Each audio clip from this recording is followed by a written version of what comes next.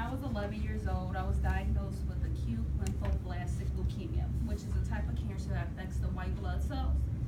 What that basically means is the white blood cells aren't produced how they normally should be, so you get sick more than you should be, you just feel weak, you're tired all the time. The term acute and acute lymphoblastic leukemia means that if you don't get treated right away, it can be fatal within months because it quickly moves through your bloodstreams. How I found out I had cancer was I was the captain of my soccer team, so I was like one of the fastest, if not the fastest girl on my team. I was always up and down the field, and my coach noticed that he would have to tell me to run faster or would have to take me out of the games because of my shortness of breath.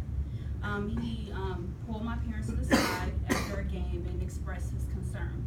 My parents had also noticed that I wasn't eating. I would sleep all the time. I didn't, when I got home from school, just sleep, and I wake up until the next day. My mom worked for a urgent care place, so she talked to the nurses, talked to the doctor, and I'm like, okay, well, bring Tracy in. We'll see what's going on. We'll just give her some antibiotics and see how that goes. Well, I went in and they drew some of my blood, and they got back to my mom within 24 hours, and the doctor said to come in. At that moment, I knew something was wrong. You don't normally get into doctor's offices that quick, and normally if I was sick, they would just prescribe me medication and tell me to go to Walgreens. When we went, the doctor pulled us into his personal office where he sat down and told my parents about the type of cancer I had and the treatments that would be going on for the next couple of years. That night, I had to go straight to the hospital, and that was my life for the next 2 years. In and out of hospitals, going through chemotherapy.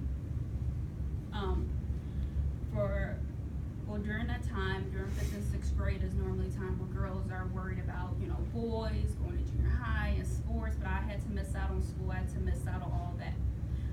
Looking back on that time, I am more sad for like my parents because it showed like our relatives' true colors.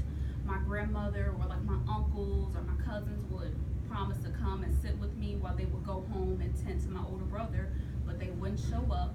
My parents had to stay the night in like the Ronald McDonald houses, which is the houses for the parents of young kids going through chemotherapy. And my older brother, he had to quit basketball and soccer during that time because it was just too much on my parents to get him back and forth, trying to get him to school. So I really felt bad.